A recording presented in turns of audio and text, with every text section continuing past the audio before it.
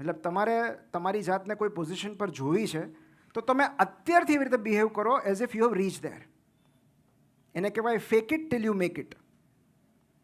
મતલબ તમે એવું બનવાનો ઢોંગ કરવા લાગો અને actually it will happen with you.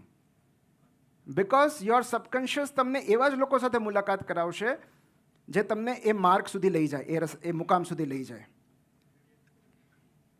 પણ જો એનો this is called visualisation technique. અને એટલે જ તમે કોઈ પણ એથ્લીટનું માઇન્ડસેટ જુઓ, they will use this technique very well.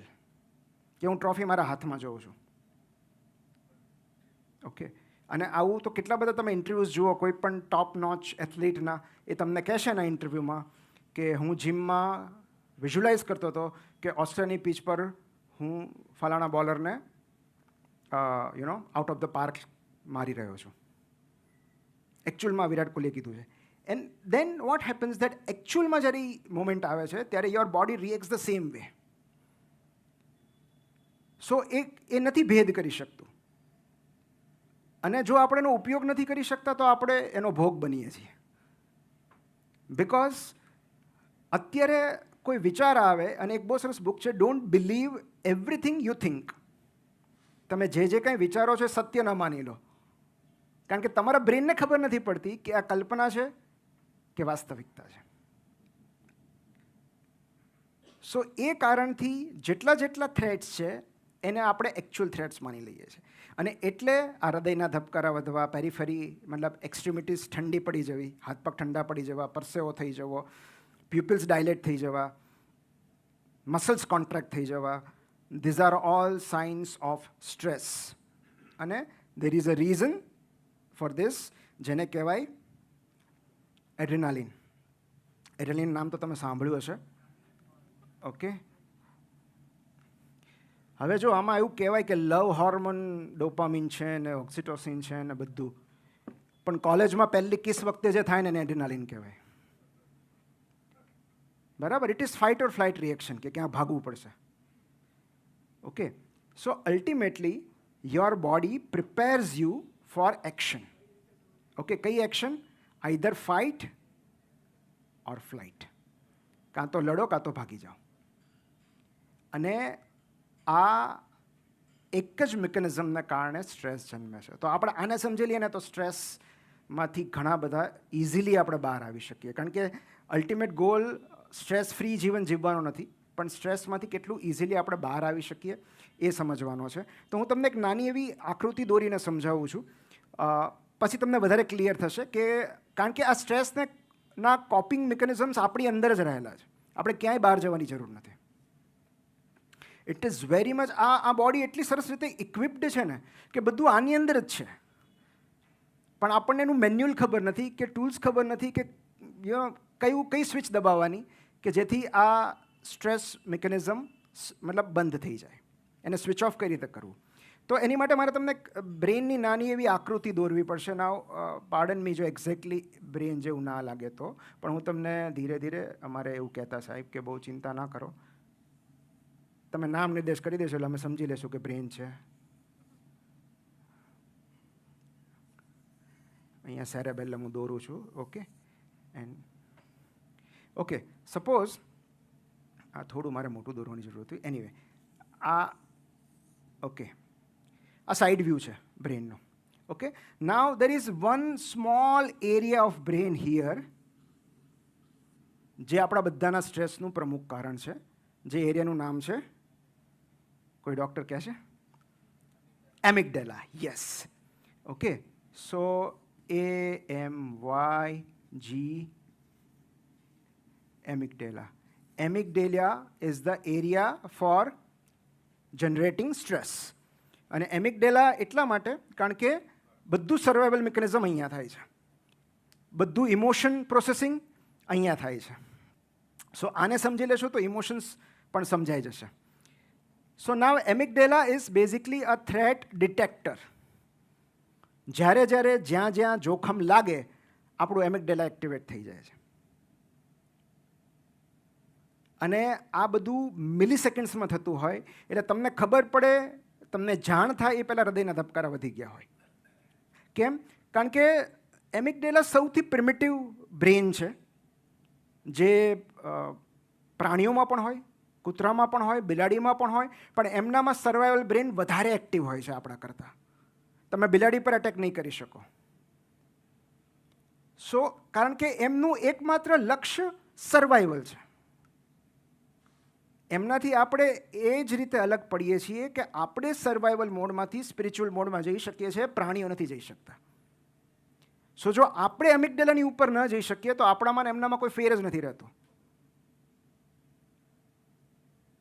તો એમિગડેલા જે છે એ વેરી પ્રિમિટિવ, જે આપણને જીવતા રાખે છે. મતલબ જીવતા રાખે છે એટલે constantly it is looking for threat, કે ક્યાંથી જોખમ છે, કોણ મારું ખરાબ બોલે છે, કોણ મારી નિંદા કરે છે, કોણ મને ટ્રોલ કરે છે, કોણ મારી પોસ્ટ પર નેગેટિવ કમેન્ટ કરે છે, કોણ ક્રિટિસાઇઝ કરે છે, કોણ ડિસરિસ્પેક્ટ કરે છે.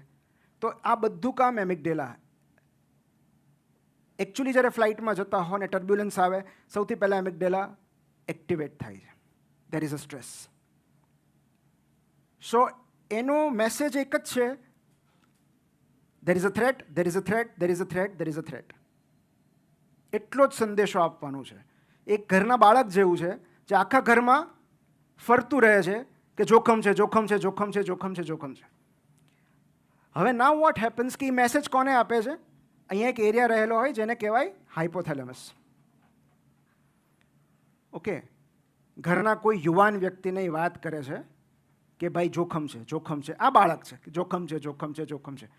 અને આ શું કરે છે? વિધાઉટ કન્સલ્ટિંગ એનીબડી, કોઈને કાંઈ પૂછ્યા વગર, કાંઈ હકીકત તપાસ્યા વગર એ આદેશ આપી દે છે પિટ્યુટરી ગ્લેન્ડને કે ભાઈ આ બાળકે કીધું, એમિગડેલાએ કીધું કે જોખમ છે, જોખમ હશે, you act. And pituitary gland જે છે it will activate sympathetic nervous system, જેના કારણે એડ્રેનાલિન રિલીઝ થશે. Okay, adrenaline will cause flight or fight reaction. મતલબ કે કાં તો બે જ રસ્તા છે તમારી પાસે, કાં તો લડાઈ કરો, કાં તો ભાગી જાઓ, જે રોડ રેજમાં થાય છે. ગાડી થોડી કડી જાય અને સર્વાઇવલ મિકેનિઝમ એક્ટિવેટ થઈ જાય છે. અને એટલે જ માણસ કાં તો બસ મૂકીને ભાગી જાય છે અને કાં તો રોડ રેજમાં કોકનું ખૂન કરી નાખે છે. સો વર્ષો સુધી આ ફ્લાઇટ ઓર ફાઇટ રિસ્પોન્સ જ છે જે આપણને ટ્રિગર કરે છે દરેક વાતમાં. અને એ ઘરમાં નાનો એવો ઝઘડો થયો હોય તોય ફાઇટ ઓર ફ્લાઇટ, ઓફિસમાં કંઈ થયું હોય તોય fight or flight. So this is a basic survival mechanism કે જેમાંથી આપણે જલ્દી નીકળી નથી શકતા. Now there is a third response, કે દરેક વખતે ફ્લાઇટ ઓર ફાઇટ જરૂરી નથી. There is a third response in survival mechanism, freeze. મતલબ તમે થીજી જાઓ રિસ્પોન્સ. પણ આ એસએનએસ જે છે, સિમ્પેથેટિક નર્વસ, આ હું તમને એટલા માટે કહું છું કારણ કે આનું મેનેજમેન્ટ સમજવું ઇઝી પડશે કે કઈ રીતે આને કાઉન્ટર કરવું સ્ટ્રેસને. તો સિમ્પેથેટિક નર્વસ સિસ્ટમ છે એ આપણને સ્ટ્રેસ માટે પ્રિપેર કરે છે, આપણા બોડીને પ્રિપેર કરે છે. It will release adrenaline. કિડનીની ઉપર એક નાની એવી ગ્રંથિ આવેલી હોય જેને એડ્રેનલ ગ્લેન્ડ્સ કહેવાય, અને એ એડ્રેનલના બે ભાગ હોય, કોર્ટેક્સ અને મેડ્યુલા. તો એમાં મેડ્યુલામાંથી એ રિલીઝ કરશે એડ્રેનાલિન. ઓકે, અને એડ્રેનાલિન એટલે જે તમને થ્રિલ આવે છે 120ની સ્પીડે ચલાવવાથી, અથવા જે એડવેન્ચરસ સ્પોર્ટ્સમાં જે થ્રિલ આવે છે, એ એડ્રેનાલિન રશ છે. કારણ કે જ્યારે એડ્રેનાલિન રશ હોય છે ત્યારે તમે પ્રેઝન્ટ મોમેન્ટમાં આવી જાઓ છો. ઓકે, સો કેટલીક વાર લોકો એટલે પણ જોખમ લેતા હોય છે. આ એડવેન્ચરસ સ્પોર્ટ્સમાં કેમ લોકોને મજા આવે છે? એ તમને વર્તમાન ક્ષણ સાથે એન્કર્ડ રાખે છે. તો તમે એકચ્યુઅલ ફ્લાઇટ ઓર ફાઇટ મોડમાં આવી ગયા. ઓકે, હવે ટૂંક સમયમાં એ સ્ટ્રેસ જતો નથી, બિકોઝ સાયકોલોજીકલ છે એટલે તાત્કાલિક તો જવાનો નથી. હવે તમારી પાછળ કોઈક પડ્યું હોય તો તમે એક એનિમલ ઇન્સ્ટિંક્ટ તમે નોટિસ કરજો કે સપોઝ એક કૂતરાની પાછળ બીજું કૂતરું પડ્યું છે. Okay, and there is a stress. એક જગ્યાએ પહોંચી જાય છે, પછી પેલું કૂતરું ક્યાંક ચાલ્યું જાય છે, અને વિધિન 5 to 10 મિનિટ્સ આ કૂતરું શાંતિથી સૂઈ જશે. ઓકે, ઓલો જે સ્ટ્રેસ છે જૂનો, હવે એના પર હવે એકદમ પીસફુલ મોડમાં આવી ગયું છે. જેની પાસે પેટ ડોગ હશે એમને ખ્યાલ હશે કે સપોઝ એ સ્ટ્રેસમાં આવી જાય પછી બહુ જલ્દી એમાંથી બહાર નીકળી જાય છે, કારણ કે દેર is a very short about of hormone spike and then everything is fine. પણ હ્યુમન્સમાં એવું નથી થતું, કારણ કે સાયકોલોજીકલ થ્રેટ્સ છે. તો જ્યારે સ્ટ્રેસ પ્રોલોંગ્ડ ચાલે છે ત્યારે વોટ હેપન્સ, પિટ્યુટરી બીજી એક્સિસ એક્ટિવેટ કરે છે જેને કહેવાય HPA axis, hypothalamo pituitary adrenaline axis. હાઇપોથેલેમસમાંથી પિટ્યુટરી, પિટ્યુટરીમાંથી એ હોર્મોન રિલીઝ કરશે, CRH કોર્ટિકોટ્રોપિન રિલીઝિંગ હોર્મોન. અને અગેન એ જે ગ્લેન્ડ હોય ત્રિકોણાકારની કિડનીની ઉપર, એમાંથી સ્ટેરોઇડ્સ રિલીઝ કરશે, કોર્ટિકોસ્ટેરોઇડ્સ ઓર કોર્ટિઝોલ, સ્ટ્રેસ હોર્મોન, જેને આપણે કોર્ટિઝોલ કહીએ, સ્ટ્રેસ હોર્મોન. એનું કામ શું છે? મેઇનલી તમારું ડાયજેશન બંધ પાડી દે, BP શૂટ કરે, એડ્રેનાલિન પણ એ જ કરશે, અને ગ્લુકોઝની અવેલેબિલિટી વધારશે બ્લડમાં. અને એટલે પ્રોલોંગ સ્ટ્રેસ હોય તો એટલે ડાયાબિટીસનું જોખમ વધી જાય. તો કોર્ટિઝોલ છે એ અગેન એવું વિચારશે કે અત્યારે તો તમારે લડવાનું છે કાં ભાગવાનું છે, તો તમારી પાસે ડાયજેશન કરવાનો સમય જ નથી, તો ડાયજેશનને અત્યારે થોડી વાર આપણે હાઇબરનેશનમાં મૂકી દઈએ. તમને વધારે શુગરની જરૂર પડશે તો હું એક કામ કરું છું, તમારા બ્લડમાં ખૂબ બધી શુગર નાખી દઉં છું, તો તમારામાં એનર્જી રહે. Okay, I will make you more alert. તો કોર્ટિઝોલ છે એ અગેન તમને એક્શન માટે